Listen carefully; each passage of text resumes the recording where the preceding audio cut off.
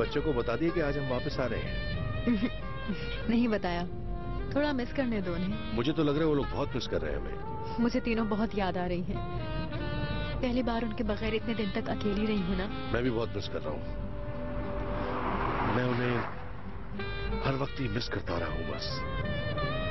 पता है अगली बार सब मिलकर चलेंगे।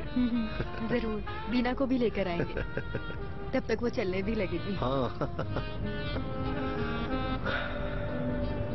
अली कमाल, सब कुछ खत्म हो गया ना?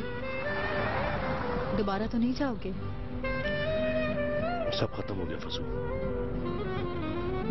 चलो ठीक है, फिर कभी बात कर लेंगे। यहाँ एक छोटा सा गांव है, बहुत अच्छा पनीर मिलता है वहाँ। हमें घर लेके चलना चाहिए।